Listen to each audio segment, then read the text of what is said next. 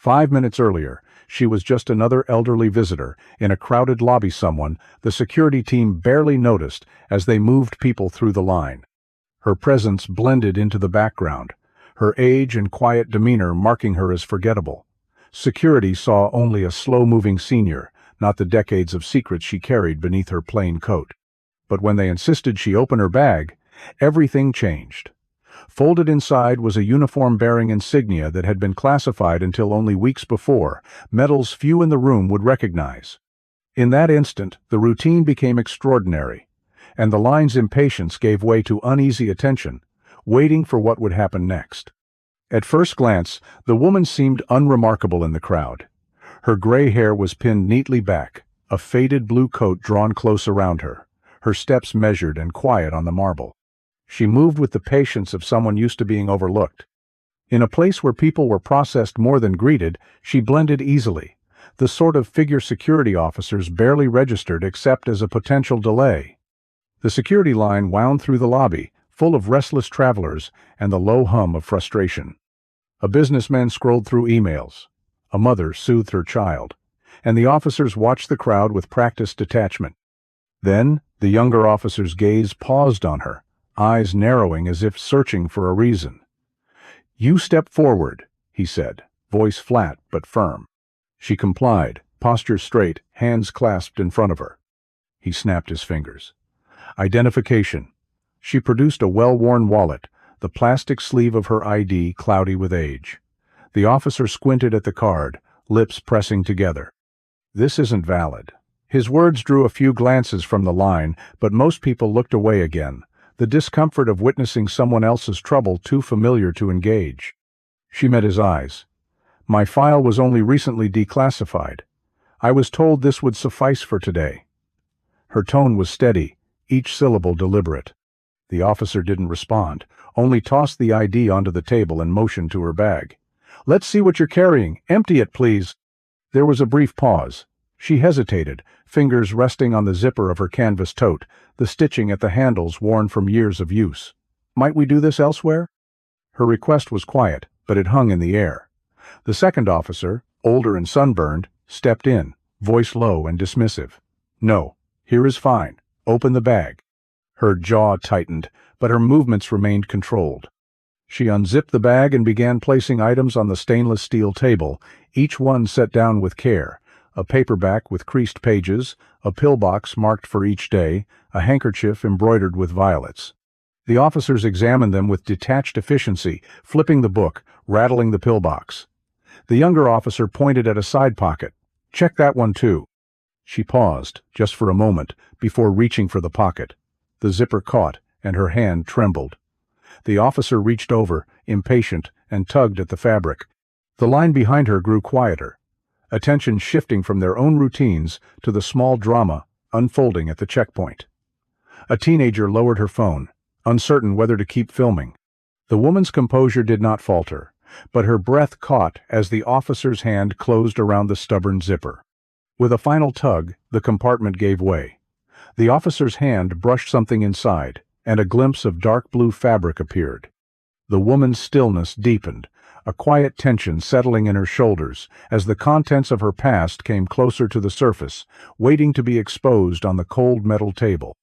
The search began with the officers pulling apart her belongings as if they were evidence, not pieces of a life. The younger one removed a bottle of prescription pills and set it aside with a tap of impatience. Next came a framed photograph, black and white, edges worn smooth from handling. The image showed her, decades younger, standing among a small group in military uniforms, their expressions serious beneath the insignia of a Cold War-era operation. The officer barely glanced at it before flipping it face down, indifferent to its significance. A battered address book came out next, its pages yellowed and filled with careful handwriting. The officer thumbed through it, lips twitching in silent amusement at the outdated entries, then tossed it aside. The older officer found a small metal pin at the bottom of the bag, holding it up for a closer look. He seemed to expect it to be nothing, but the woman's hand shot forward, closing around it before it could be flicked away. She placed it back with deliberate care, her expression unchanged, but the gesture was unmistakably protective. The officers continued, their movements brisk, items landing on the table with a little too much force, a folded sweater, a pouch of sewing needles, a packet of loose tea. Each object was handled with the same lack of interest, as though nothing in her bag could possibly matter. The crowd behind the checkpoint grew quieter, the usual shuffling and sighs replaced by a tension that crept through the line. People shifted their weight, eyes darting between the officers and the woman, unsure if they should look away or keep watching. When the younger officer finally reached the inner compartment, he yanked at the zipper, impatient. The fabric resisted, then gave way with a sharp sound. A bundle of dark blue fabric slid out, heavy and neatly folded. As it landed on the table, the fabric unfurled just enough to reveal the edge of a military jacket, insignia glinting faintly in the harsh overhead lights. For a moment, everything in the lobby seemed to stop. There was a collective intake of breath, few audible gasps, a shuffling of feet as people leaned forward to see. The officers froze, hands hovering above the jacket, uncertain. The woman stood motionless, her attention fixed on the uniform now exposed for all to see. The older officer reached out, fingertips brushing the sleeve. He lifted the edge, revealing a row of service ribbons and the crisp lines of a uniform that had been carefully preserved. The younger officer stepped back, uncertainty flickering across his face. The crowd pressed closer, silent now except for the occasional whisper as they took in the sight. The woman's hands hovered near the jacket, not quite touching it, as if waiting for permission to reclaim what was hers. The officers hesitated, their earlier confidence replaced by something more cautious. The uniform's presence filled the space between them, the weight of its history impossible to ignore. The moment hung there, suspended, as the jacket rested on the tablet's metals catching the light, its past just beginning to surface. Officer Rustin's eyes narrowed as he leaned in, tracing the edge of a single black shield patch stitched near the Calartwo lightning bolt stitched in faded thread. He hesitated, hand hovering, the recognition flickering in his posture. General Crane's observation proved true. Faced with certain decorations, old habits returned. Rustin straightened unconsciously, a reflex born of respect from days spent in uniform. The earlier air of authority dissolved, replaced by something more cautious, almost reverent. The younger officer, Lorette, reached for the jacket's label, his hands no longer steady. Inside, a service number and the name Thorne stood out in faded ink, the rank beside it unmistakable. He glanced at the ID card they had dismissed earlier, lips moving as he matched the numbers one by one. His expression changed, the realization settling in. Not just an old jacket, not just another name, something rare, something that didn't belong in a routine checkpoint. A briefcase hit the floor behind them. Commander Reed, a man whose hair had long since thinned beneath a battered cap, stepped forward. He didn't speak at first, just removed his cap and held it against his chest, his gaze fixed on the woman, then on the patch. "That shield," he said quietly, voice carrying in the sudden hush. "I've only ever seen that in a few old photos, operations nobody talked about." He met the woman's eyes. She offered the smallest shake of her head, no need for details, not here. The woman stood motionless, hands folded, letting the uniform speak for itself. Her face showed neither triumph nor anger, just a deep settled weariness, as if the years of secrecy weighed heavier now that they were exposed. For the first time, a flicker of emotion crossed her features. Not quite pride, not quite sorrow, but something that held both. Lorette, uncertain, handled the jacket differently now. He ran a finger over the service ribbons, pausing at a row of unfamiliar medals. The crowd behind the checkpoint grew still, conversations fading to nothing. People craned to see, some lowering their phones, unsure if they should keep recording. A mother pulled her child close, eyes fixed on the table. The businessman who'd been impatient moments earlier set his coffee down, attention caught by the gravity in the air. The officers exchanged glances, searching each other's faces for direction. Rustin's jaw tightened as he realized how far off the mark their assumptions had been. He looked at the numbers again, then at the woman, and for a moment his confidence faltered. The truth lay between them, silent and unyielding, impossible to dismiss. Outside, rain streaked the windows, blurring the world beyond. Inside, the checkpoint held its breath, suspended in a quiet that waited to be broken. Conversations faded in uneven waves as the crowd's focus shifted. Phones that had been raised in idle curiosity now hung at people's sides, screens darkening. The initial restlessness shuffling feet. Impatient sighs gave way to a wary stillness. A businessman, coffee cup in hand, paused mid-sip, his gaze lingering on the jacket's unfamiliar insignia. The air felt charged, each person aware they were witnessing something outside the routine. Near the front, the security officer's demeanor changed. The younger one, Lorette, bent over the uniform, his hand unconsciously braced on the table for support. His partner, Rustin, squared his shoulders, unconsciously mirroring the woman's straight-back stance. The posture came not from protocol, but from something olderan, instinctive respect that surfaced in the presence of real authority. A man in line, perhaps in his late 50s, stepped forward. He wore a faded navy ball cap, and a thin scar crossed one eyebrow. Without a word, he removed his cap and pressed it to his chest, eyes fixed on the black shield patch and the service ribbons. His silent gesture caught the attention of others nearby. A teenager, phone still in hand, lowered it until the lens pointed at the floor. Even the security agent at the next lane paused, his wand held motionless in the air. The security supervisor arrived at a clipped pace, his face drawn.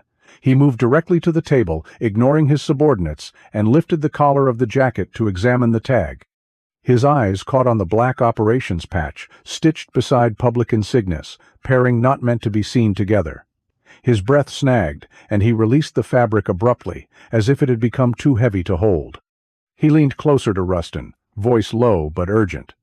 "These patches classified and public shouldn't exist together," he said. The words meant only for the officers. The realization moved through the team, visible in the way Lorette's hands twitched and Rustin's jaw set. The woman stood quietly, her hands folded, gaze steady. She offered no explanation, no protest. The supervisor, now careful, folded the jacket along its original creases, his movements precise. When he extended it to her, his hand trembled, a visible admission of respect and regret. The veteran in line broke the silence with a crisp salute, his hand rising in a practiced arc. He held it, unwavering, eyes on the woman. The supervisor, after a moment's hesitation, echoed the gestureless practiced, but equally sincere. The crowd seemed to draw a collective breath, the tension in the room replaced by something quieter, more reverent. The woman accepted her jacket with care, her fingers brushing the insignia before she tucked it away. The officers stepped back, uncertain now, their authority diminished. The crowd watched, not with curiosity, but with a dawning sense of respect and understanding that something significant had just passed between them. As the veteran's salute remained raised, the sound of footsteps approached from down the hall, punctuating the moment with a new sense of anticipation. General Crane arrived without hesitation, his steps measured and direct. His uniform, crisp and adorned with rows of ribbons, cut through the uncertainty at the checkpoint. As he approached, the tension shifted. Every officer and bystander seemed to sense a new order settling over the scene. Crane's gaze moved from the scattered belongings to the woman standing at attention beside the table. He paused, then raised his hand in a formal salute, his voice clear in the still air. "Captain Thorne." The title landed with weight, not a polite address, but a recognition of rank and history. Crane held the salute until Thorne returned it, her movements practiced and precise. Around them, the crowd watched in silence, the earlier confusion replaced by a sense of witnessing something significant. Crane spoke directly to the officers, his tone even. "Her file was declassified last month. Until then, nothing about her service could be shared, not even her name." He let that settle, his eyes on the security team. "You couldn't have known, but now you do." He nodded to the uniform still spread on the table, the black shield patch and ribbons unmistakable. "This is why protocol matters. Dignity is part of it, officer." The security officers shifted uneasily. Rustin, who'd been so sure of himself moments before, now handled Thorne's jacket with exaggerated care, folding it along its creases and laying it gently in front of her. Lorette gathered her scattered belongings, her hands unsteady, each item returned with a quiet apology. The crowd's attention flickered between the officers and Thorne, the balance of respect visibly restored. A dark-suited aide stepped forward, holding a velvet case.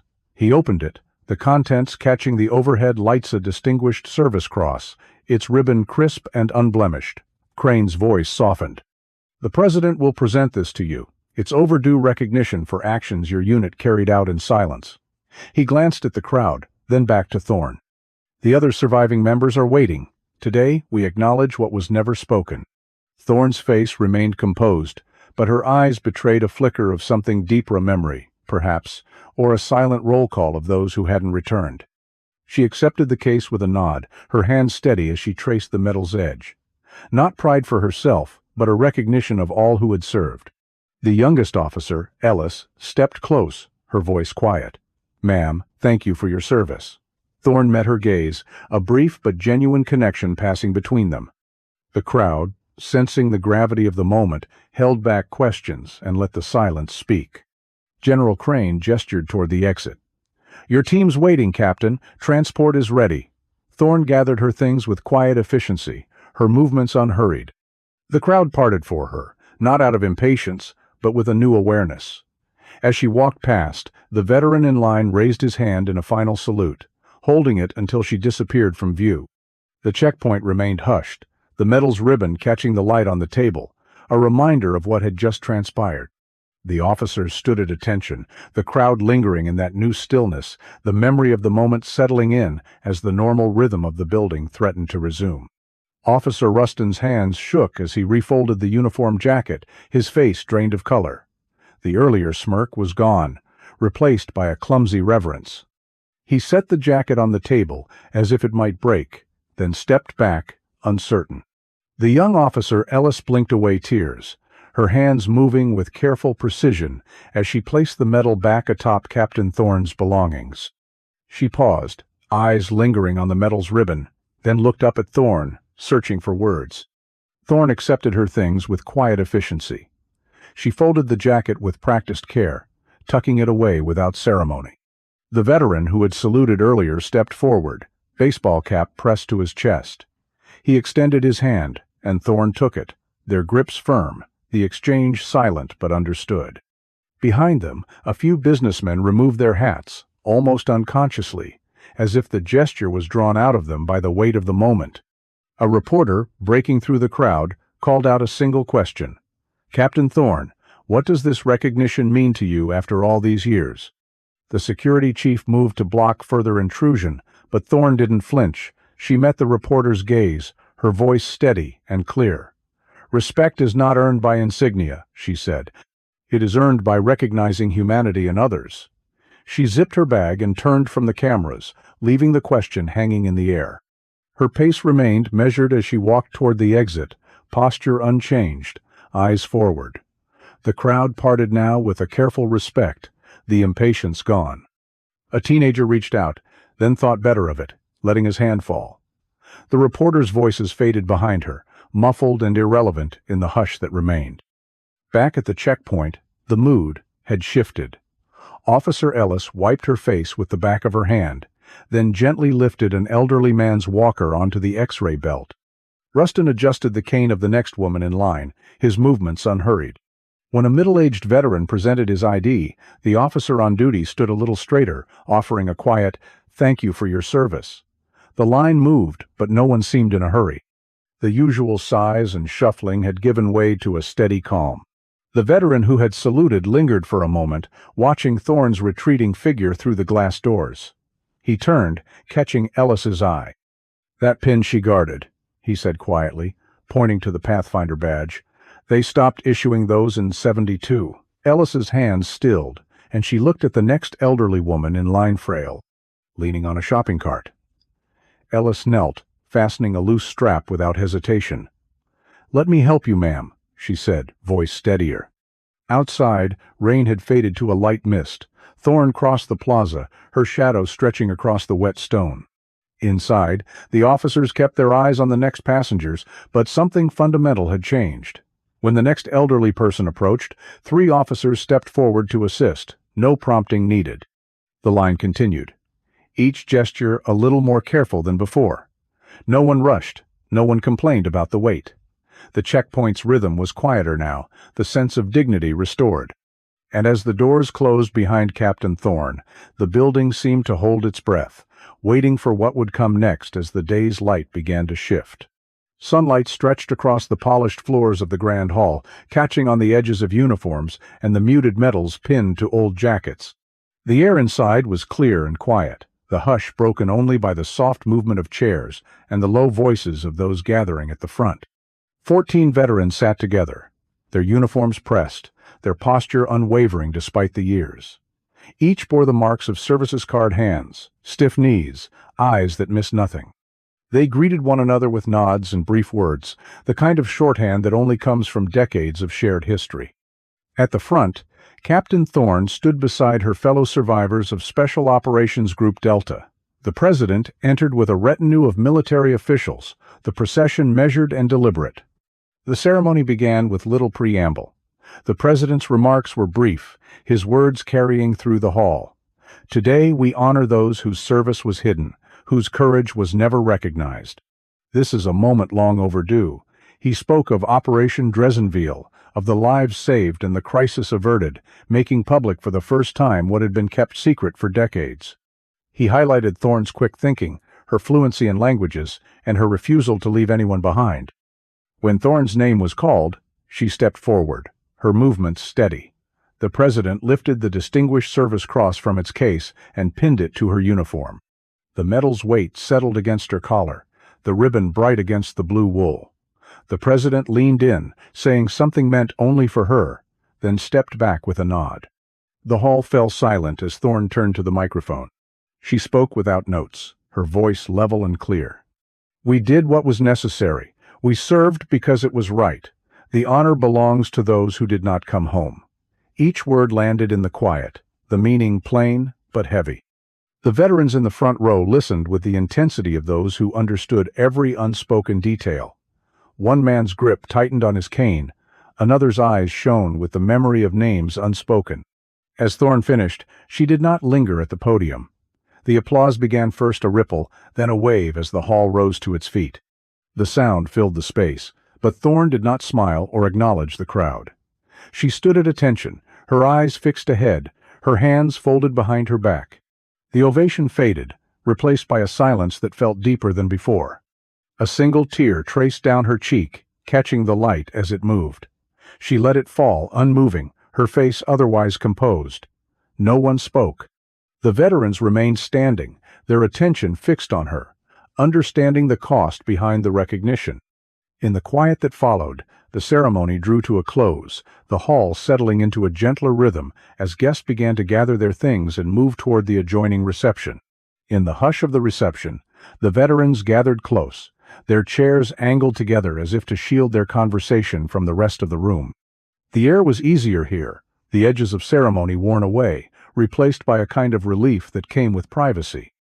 Their voices dropped, words clipped, and code references to Dresdenveil, to long nights on watch, to a radio frequency that once meant all clear. Laughter surfaced in short bursts, the kind that only comes from people who have survived something together and carried its silence for too long. Captain Thorne sat among them, her posture relaxed now, her jacket unbuttoned, the Distinguished Service Cross still bright against the faded blue wool. She didn't dominate the conversation. Instead, she listened, her eyes crinkling at the corners as the others traded stories and inside jokes. Someone mentioned the Minsk cover story, and the table shook with quiet amusement. A code word, Red Lantern, passed between two men, and Thorne gave a small, knowing shake of her head, as if to say, "Not here, not now." The shorthand was theirs alone, a private language that needed no explanation. At the edge of the group, Officer Adira Ellis lingered, hands folded behind her back, eyes attentive. She didn't interrupt, but her presence was felt. One of the older men caught her gaze and gestured her closer. "You're welcome to listen, if you want," he said, his tone gentle, not patronizing. Ellis nodded and stepped forward, her expression earnest. After a pause, she turned to Thorne. "Ma'am," she began, her voice careful, "how did you know it was worth it? All those years, no recognition. How did you keep going?" Thorne considered the question, her fingers tracing the rim of her glass. The room quieted, the other veterans watching her, some with curiosity, others with the weight of their own memories. "You don't do it for the recognition," she replied. "You do it because someone has to, because you're there, and you see what needs to be done. The rest," she shrugged, "you let go, or you carry it quietly." Ellis nodded, absorbing the words. The silence stretched, comfortable rather than awkward. Another veteran raised his glass, and the others followed, the gesture practiced, almost ritualistic. No one made a speech. Instead, they spoke together, voices steady. To those who knew when it mattered. The glasses met in a soft clink, the sound carrying across the room. Thorne's gaze lingered on each of her peers, her expression unreadable for a moment. Then she offered a small, genuine smile, one that seemed to reach back through the years. Outside, the sky had shifted, the last light of day stretching across the city. The veterans remained at their table, their laughter and low conversation continuing, while the younger officers watched and listened, learning from the quiet example in front of them. The sense of legacy was unspoken but unmistakable, a thread running between generations. Soon the room began to empty, the easy camaraderie giving way to the quiet of evening. Thorne collected her things with practiced care, nodding once to Ellis as she moved toward the doors. The atmosphere had changed, softer now, as if the weight of secrecy had finally eased. The world outside waited, washed clean by the rain, ready for whatever came next. Captain Thorne stepped out onto the sidewalk, her shoes finding steady traction on the damp concrete. The air carried a faint chill, the last of the rain's scent lingering as the city's lights flickered on, one block at a time. Waiting near the entrance was Officer Adira Ellis, no longer in uniform but in civilian clothes, her stance relaxed yet attentive. When Thorne appeared, Ellis straightened, an automatic gesture of respect that lingered from the day's events.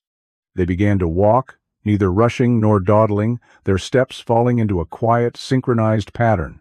Ellis stayed just to Thorne's side, close enough to show deference but careful not to intrude. The silence between them felt companionable, broken only by the distant hum of traffic and the soft tap of their shoes. "Ma'am," Ellis said after a block, her voice lower than it had been at the checkpoint. "Back there you never told them what you'd done, even when they pressed." She glanced sideways, her hands fidgeting with the seam of her jacket. Thorne's coat shifted as she adjusted her collar, revealing the edge of the Distinguished Service Cross. "Recognition is for those who need proof. The work exists regardless," she answered, voice even. The medal caught the last of the sun, then disappeared beneath the fabric again. Ellis hesitated, searching for the right words. "But after all this time, after everything you gave, doesn't it matter? To be seen?" Her question hung between them, heavier than the evening air. They passed a storefront where laughter spilled out, the glow of the interior briefly illuminating their faces. Thorne paused, looking in, then shook her head slightly. "The work mattered when it needed to. That's enough." Her tone held no bitterness, only a quiet certainty. Ellis nodded, though her brow furrowed. She seemed to weigh another question, one she'd carried since the uniform was revealed. "How did you know it was worth it? The service? The sacrifice? Was it ever clear?" Thorne slowed, letting the question settle. Instead of answering right away, she led Ellis down a side street, away from the main road. They stopped before a curved granite wall, its surface etched with NAMI 17 in all the original unit. 14 of them lost, 3 survivors left to carry the memory. Thorne reached out, her fingers tracing a single name. "They never got to wait for recognition," she said quietly. Her hand lingered, then fell back to her side. The evening light caught the medal again, then faded as she turned away from the wall. Ellis read the names, her expression shifting. She saw the years, the cost. She thought of her own impatience with travelers, her assumptions about who deserved respect. The silence that followed was not uncomfortable, it was necessary. They resumed walking, the city quieter now. Ellis broke the silence with a tentative question. "Do you still feel it, the bond, after everything changes?" Her voice was softer, almost uncertain. Thorne's posture eased, the lines of her uniform blending into the dusk. "Some things don't fade," she replied.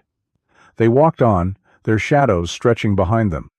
As they neared Thorne's building, Ellis slowed, uncertainty flickering across her face. "Can I walk you home?" she asked, almost as an afterthought. Thorne glanced at her, measuring the sincerity in her eyes. "You already are," she said. Ellis let out a quiet laugh, the tension breaking. They continued the rest of the way in silence, steps matching. At the corner, Ellis glanced down at her own service pin, running her thumb across its surface. The gesture was small, but it lingered as the two women parted, each carrying forward something unspoken on with the weight of memory, the other with a new sense of purpose. The city lights glimmered overhead as the night settled in, the streets ready for the next day's routine. By sunrise, the checkpoint's routine had shifted in ways both subtle and unmistakable. The officers arrived early, uniforms pressed, but the atmosphere felt differentless, hurried, less defensive. In the security office, two things stood out. A framed photograph of Captain Thorne receiving her medal, placed so every officer saw it as they entered, and a training manual open to a new chapter titled Veteran Recognition Protocols. The page was marked and underlined, its presence a quiet signal that yesterday's lesson would not be forgotten. Officer Ellis, her posture more composed than before, greeted the first travelers with a nod. When an elderly man approached, she stepped forward without being asked, guiding his walker gently onto the conveyor. His medication bottle spilled open, pills scattering across the belt. Ellis did not sigh or rush. She gathered each one, returning them to his hand with a brief, reassuring glance.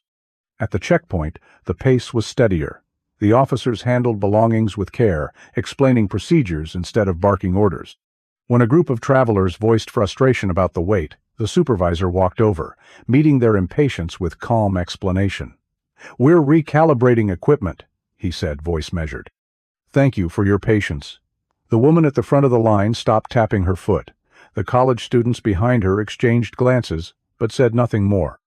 A newspaper, folded neatly on a bench, showed Captain Thorne's image on page 3. The caption listed her service dates and her unit's Special Operations Group Deltadtails circled in blue pen. The photo's placement was deliberate, a reminder to anyone passing through that stories like hers deserve to be known. The veteran who'd watched the previous day's events stood at a distance, arms crossed, cap low over his eyes. He watched as Ellis noticed an elderly woman struggling with her bag. Without hesitation, Ellis straightened, stepped forward, and offered her hand. "Take your time, ma'am," she said, voice clear and patient. She held the woman's cane and waited as the ID was found, never once glancing at her watch. When the woman's bag set off the scanner, Ellis explained the process for a secondary check, her words gentle. She unzipped the floral bag, inspecting each item with deliberate Korea sweater, a pill organizer, a small jewelry box. When she returned the box, she smiled and said, "Just your knee brace, nothing to worry about." The woman's relief was visible as Ellis repacked her things and handed back the cane. The veteran observer nodded, approval in the gesture. He watched the officers move through their tasks slower, more attentive, their actions shaped by the memory of what had happened and by the photograph on the wall. The change was not dramatic, but it was real, and it reached beyond any single traveler. As the line thinned and the morning settled into routine, Ellis offered a final gesture. An elderly man, grateful for her help, tried to tip her with a folded bill. She shook her head, her voice quiet but certain. "No, thank you." The words hung there, carrying the weight of everything learned. Inside the security office, the photograph of Captain Thorne caught the light, its glass reflecting the quiet movement of the day. The medal, too, remained on display gleaming, noticed only by those who understood what it meant. True heroes remain invisible until we choose to look. The story of Isolde reminds us that service does not require recognition to be meaningful. Quiet acts, carried out without expectation of applause, shape the world in ways most never see. Isolde's final words linger. Some things belong to those who live them. Recognition is one thing, exhibition is another. Reflect on a time you may have misjudged someone whose story you didn't know. Share your experience in the comments below. If you believe in honoring hidden heroes, subscribe for more stories like this. You will.